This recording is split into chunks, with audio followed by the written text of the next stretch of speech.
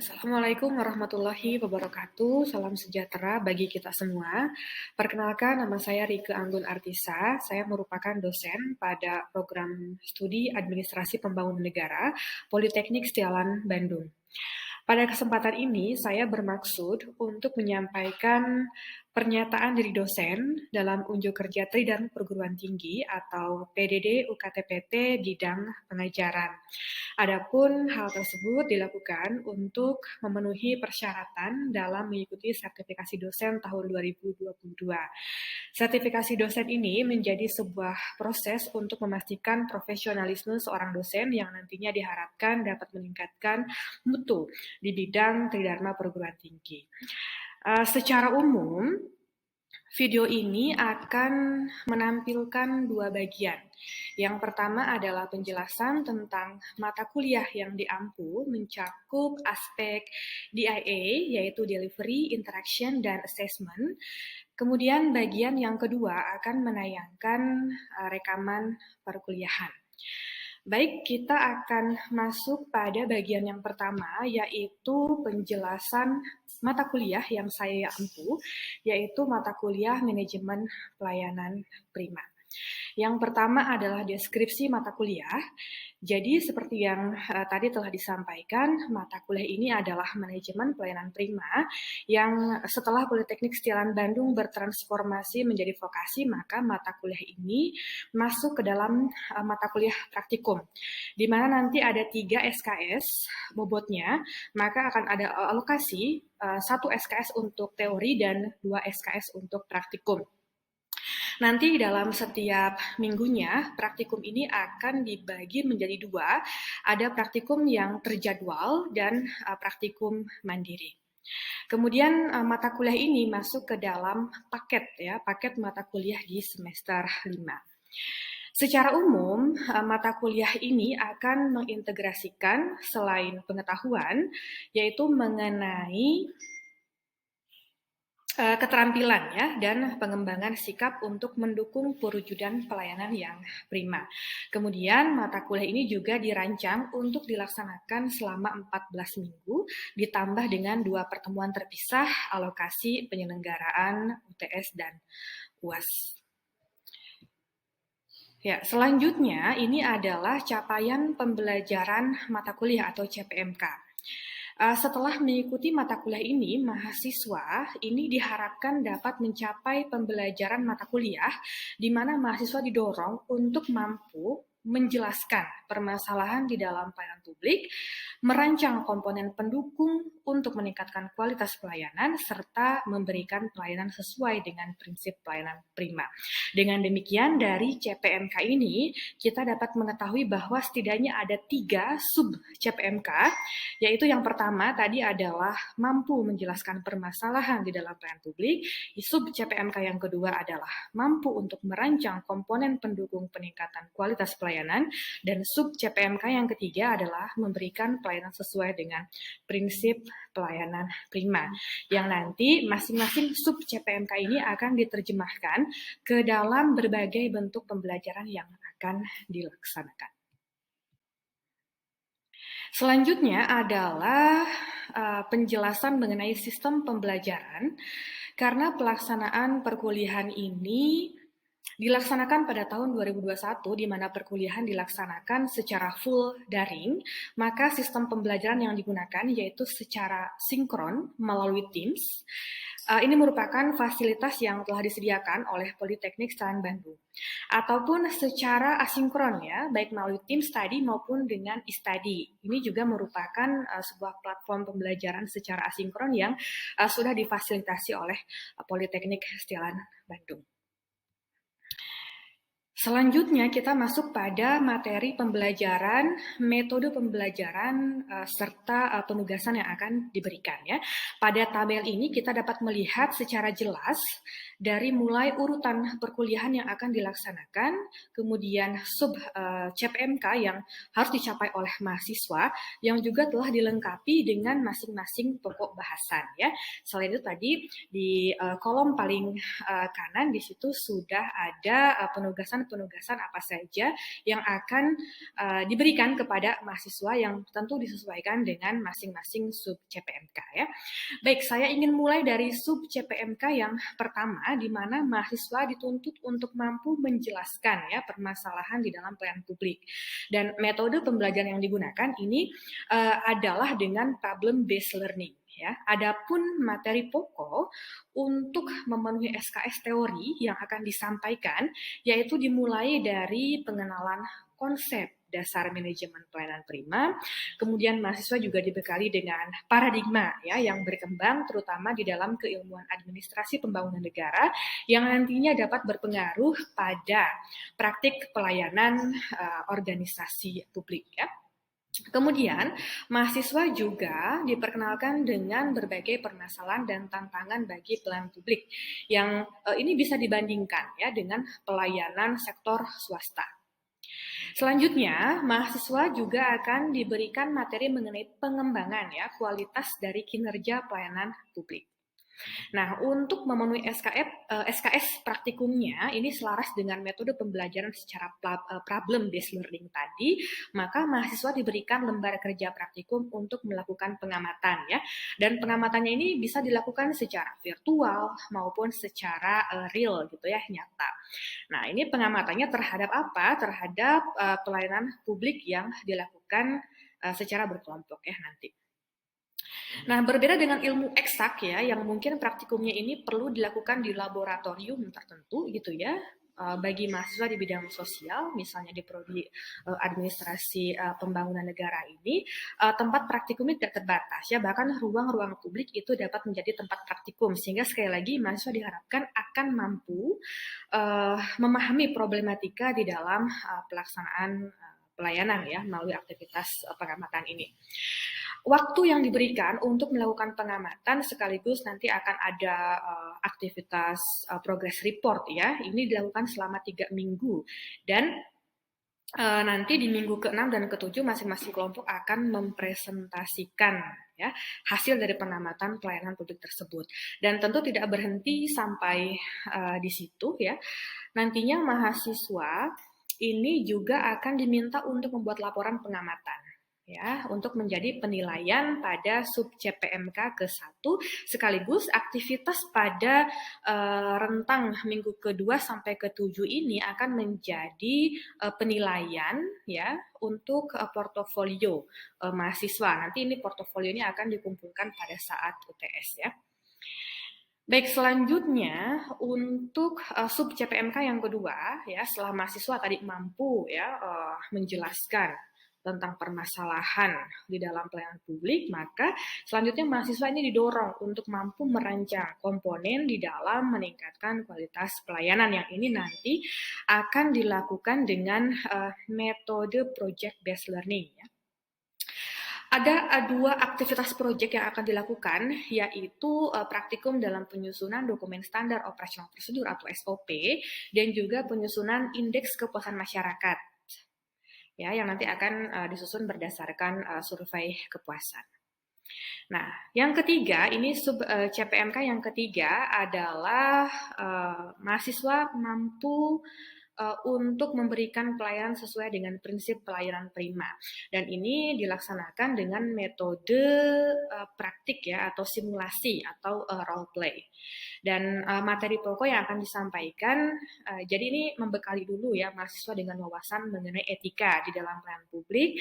Selanjutnya akan diberikan juga materi mengenai mekanisme penanganan pengaduan atau saran sehingga nanti mahasiswa diharapkan untuk mampu merancang ya penanganan pengaduan pada pelayanan publik sekaligus nanti mengetahui gitu bagaimana jika merespon sebuah keluhan atau saran. Walaupun nanti pelaksanaannya secara daring, pengalaman yang saya alami dari semester-semester sebelumnya, penggunaan dari metode-metode ini dirasa masih efektif dan sangat memungkinkan untuk dilakukan, ya, apalagi Politeknik Islam Bandung ini memiliki platform pembelajaran secara sinkron, jadi ini sangat memungkinkan untuk dilakukan. Dan nanti pada aktivitas untuk mencapai sub CPMK kedua dan ketiga ini, ya mahasiswa nanti akan membuat portofolio sekali lagi untuk dikumpulkan pada saat UAS. Begitu.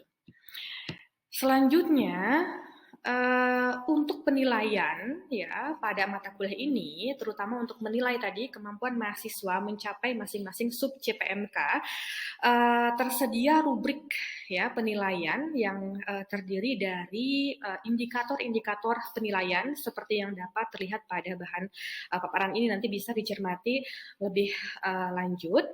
Dan kemudian ini adalah sistem penilaiannya. Ya, jadi untuk sub CPMK 1, komponen yang dinilai adalah pengamatan pelayanan publik sekaligus dengan laporannya ya, masing-masing memiliki presentase 15 dan 20%. Kemudian untuk sub CPMK yang kedua, komponen yang dinilai adalah penyusunan dokumen SOP serta penyusunan IKM ya, indeks kepuasan masyarakat dengan masing-masing presentase sebesar 20% dan 15%. Setelah itu untuk sub CPMK yang ketiga dengan komponen tadi ada praktik atau simulasi atau role play ini sebesar 20% dan sisanya itu adalah 10% sesuai dengan ketentuan lembaga adalah alokasi untuk komponen kehadiran dan keaktifan di kelas ya. Dan ini adalah ya pembobotan untuk penilaian akhir ya, yang nanti akan menghasilkan nilai huruf di mata kuliah ini. Selanjutnya akan ditayangkan rekaman pembelajaran pada salah satu pertemuan mata kuliah manajemen pelayanan prima. Selamat menyaksikan. Baik, teman-teman semua, saya buka ya pertemuan kita pada hari ini. Selamat pagi, Assalamualaikum warahmatullahi wabarakatuh semuanya. Waalaikumsalam warahmatullahi wabarakatuh. Ibu. Oke, terima kasih ya teman-teman semua sudah join tepat waktu. Seperti biasa ya, Senin pagi saya ada agenda apel dulu 15 menit ya. Oke, ini adalah pertemuan kedua ya. Ya, belum lama ya, Sabtu kemarin kita ketemu dan hari ini adalah jadwal rutin kita, insya Allah ya. Tidak akan ada perubahan kecuali ada hal-hal yang mendesak. Kita tetap akan laksanakan jadwal perkuliahan kita itu setiap hari Senin ya, pukul 7.30 gitu. Dan hari ini kita akan membahas hal-hal yang paling mendasar saya kira gitu ya, tentang konsep pelayanan publik dan secara singkat minggu lalu juga saya sudah sampaikan ya maksud dan tujuan dari adanya mata kuliah ini. Dan hari ini saya kira perlu kita mengetahui apa sih itu pelayanan publik gitu ya, sehingga nanti kita akan memiliki bekal untuk selanjutnya memahami ya berbagai persoalan yang ada di dalamnya gitu. Oke, saya harapkan mulai pertemuan ini kita bisa sama-sama kemudian aktif. Saya punya pertanyaan ini nih untuk teman-teman semua. Tentu ya, kita pasti pernah mendapatkan pelayanan. Saya kira pasti ya, baik pelayanan yang diselenggarakan oleh organisasi pemerintah ya, pelayanan publik, atau pelayanan yang diselenggarakan oleh pihak swasta atau perusahaan. Ya, saya kira akan banyak sekali. Nah, saya ingin fokuskan hari ini pada pembahasan tentang pemberian pelayanan yang dilakukan oleh organisasi pemerintah. Ya, oke, sudah ada satu. Nanti boleh 2, boleh 3 ya. Oke, yang pertama Dava ya. Coba kita tunggu dulu. Yang lainnya, silakan Raisen. Selain Dava, siapa lagi nih? Ayo, yang berani. Oke, 2. Rifki ya. Dava, Rifki, satu lagi. Atau pelayanan pendidikan. Nah, oke, ada 3 ya. Anissa. Oke, sudah ada 3, berarti sudah tidak ada yang diberi kesempatan untuk raise hand lagi ya.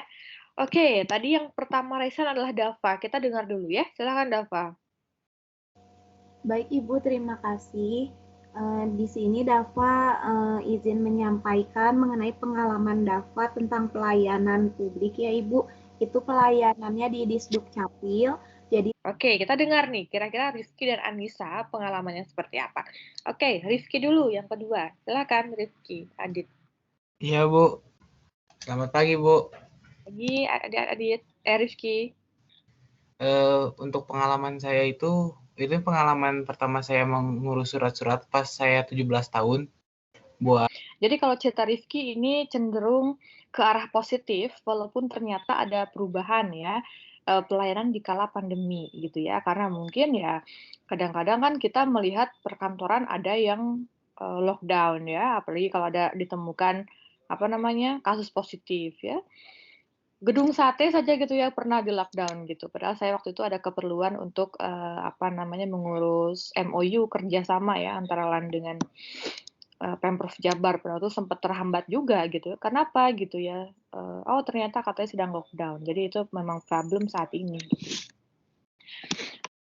Oke, Rifki cerita tentang itu ya pembuatan KTP, dan saya kira semua orang pasti punya pengalaman pribadi yang unik-unik ceritanya ya, yang berbeda-beda pasti. Oke ya, saya kira semoga dari cerita 3 orang ini, tadi ada Dava, Rifki, dan Anissa, ini minimal menjadi sebuah pijakan awal bagi kita ya tentang kompleksitas pelayanan publik di Indonesia.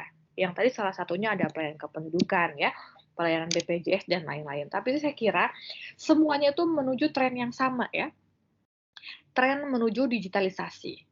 Bagaimana pelayanan itu bisa lebih cepat, bisa lebih mudah, ya, tidak ribet, yang kemudian tetap bisa mendapatkan pelayanan gitu masyarakat. Apalagi misalkan dengan pembatasan-pembatasan yang saat ini dilakukan. Ya, kita hari ini akan banyak sekali membahas persoalan-persoalan, atau bukan hari ini saja ya, selama setengah semester ke depan, terutama ya, akan membahas banyak sekali persoalan di dalam pelayanan publik.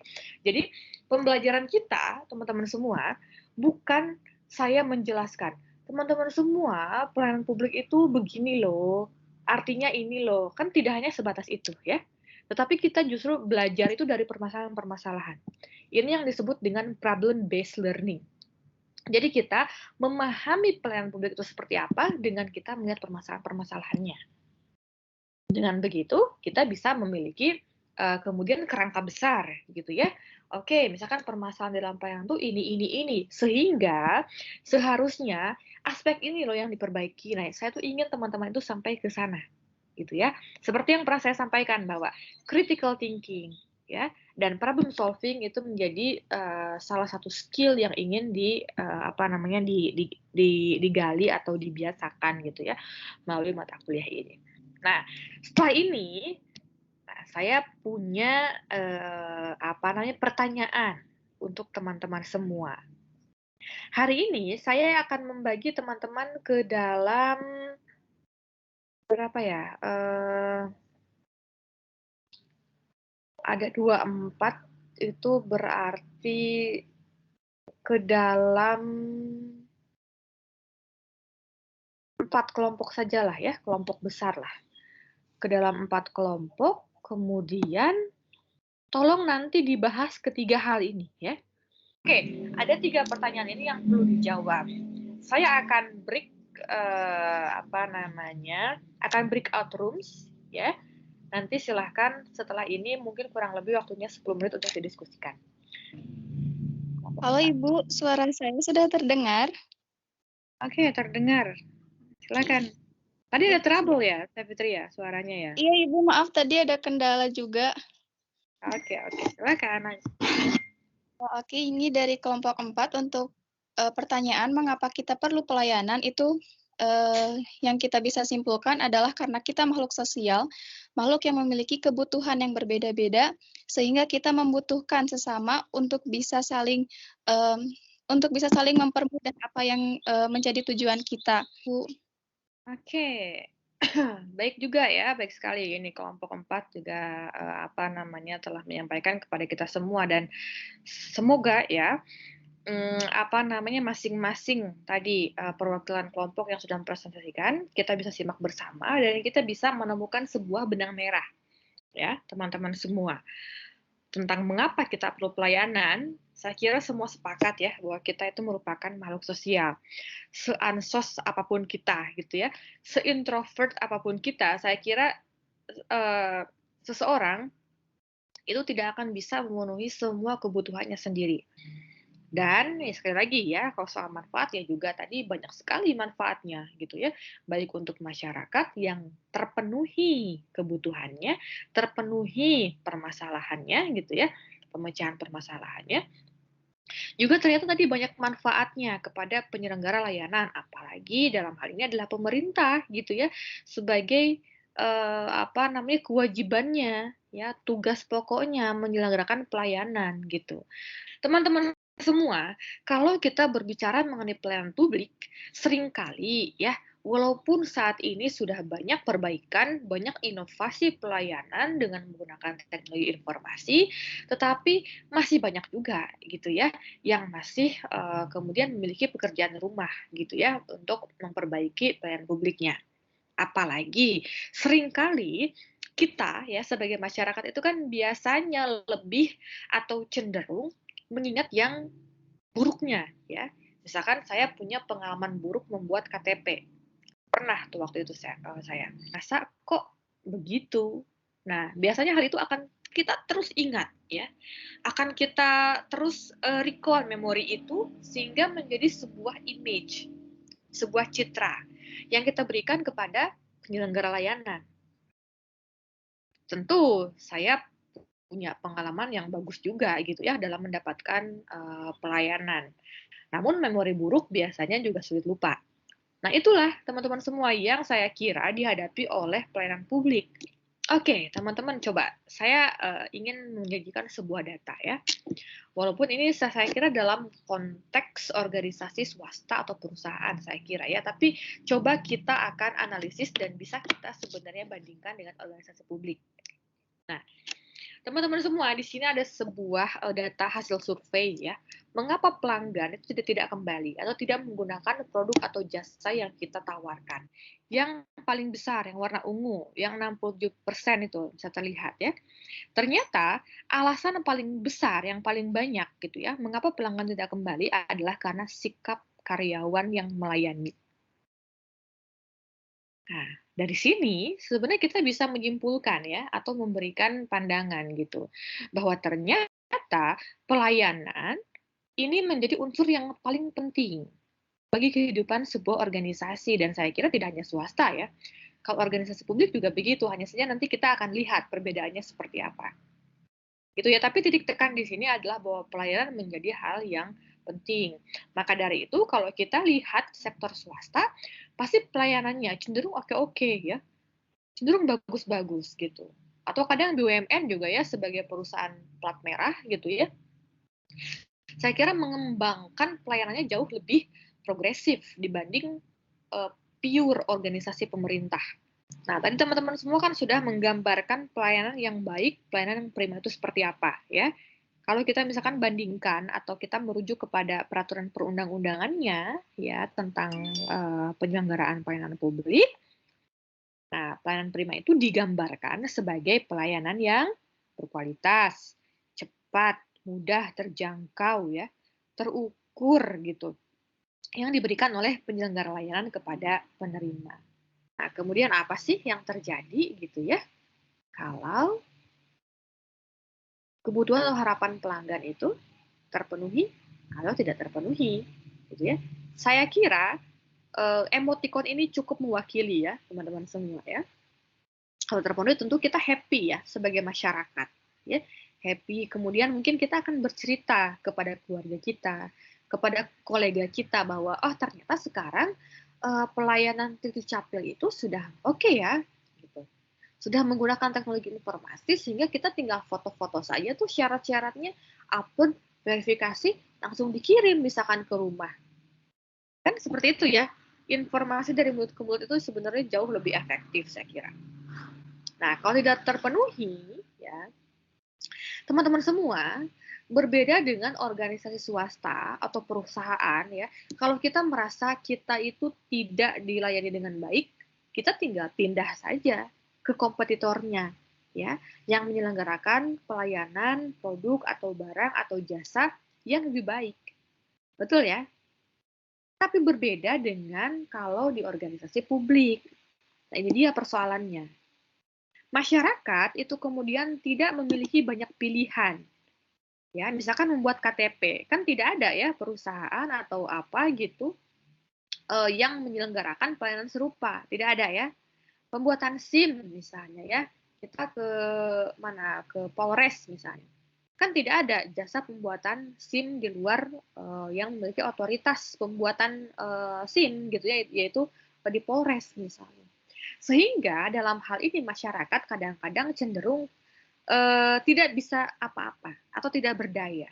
Bargaining position atau power di mata pelayanan itu kemudian menjadi rendah. Nah, itu perbedaan organisasi publik dengan organisasi swasta. Nah, dari itu memang kemudian PR-nya adalah bagaimana membuat masyarakat lebih berdaya di mata pelayanan, terutama pelayanan publik. Gitu ya. Oke, nah teman-teman semua, kalau misalkan teman-teman semua di sini ingin ya memahami bagaimana sih cara kerja pelayanan publik di Indonesia, itu tinggal melihat peraturan perundang-undangannya, ya. Undang-Undang Nomor 25 Tahun 2009 tentang pelayanan publik. Di sana semua informasi tentang penyelenggaraan pelayanan publik di Indonesia itu tergambar di sana. Ya, walaupun nanti akan banyak peraturan perundang-undangan lain turunannya ya untuk memperjelas gitu. Nah, hari ini setelah break tadi teman-teman secara berkelompok ya akan melakukan pengamatan mengenai pelayanan publik berbasis elektronik. Diskusinya boleh di mana saja. Boleh menggunakan Teams ya, private conversation atau bagaimanapun lah, melalui WA juga boleh gitu ya.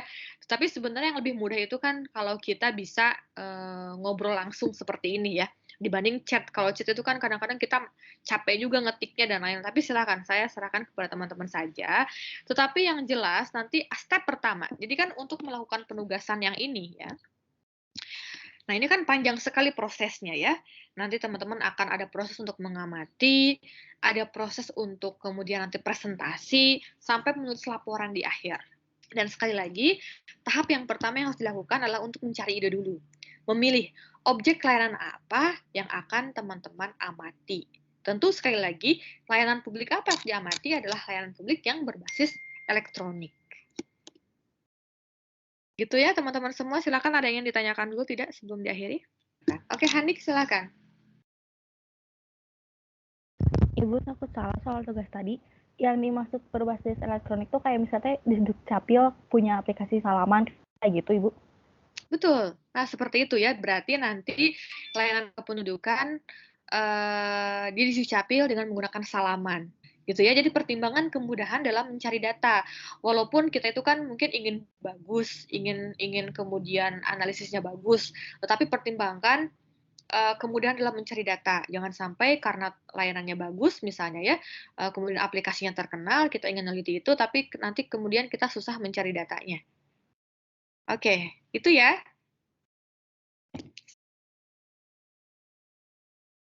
Oke, teman-teman semua, kalau gitu saya akhiri dulu saja ya. Nanti saya uploadkan lembar kerjanya. Jadi kan nanti harus ada ide ya, harus ada ide dan dikumpulkan setelah jam praktik berakhir ya. Jadi kurang lebih mungkin jam 11 gitu ya. Oke, saya tutup dulu. Silahkan dibaca lembar kerja praktikum satunya. Gitu ya, tetap mukanya saya akhiri. Assalamualaikum warahmatullahi wabarakatuh. Waalaikumsalam. Waalaikumsalam warahmatullahi wabarakatuh. Terima kasih, Bu. Demikian telah ditayangkan rekaman perkuliahan dari mata kuliah Manajemen Pelayanan Prima yang merupakan bagian kedua dari PDD UKT PT bidang pengajaran ini. Saya ucapkan tetap semangat bagi para dosen lainnya yang sedang mengikuti sertifikasi dosen. Saya akhiri dengan mengucapkan wassalamualaikum warahmatullahi wabarakatuh.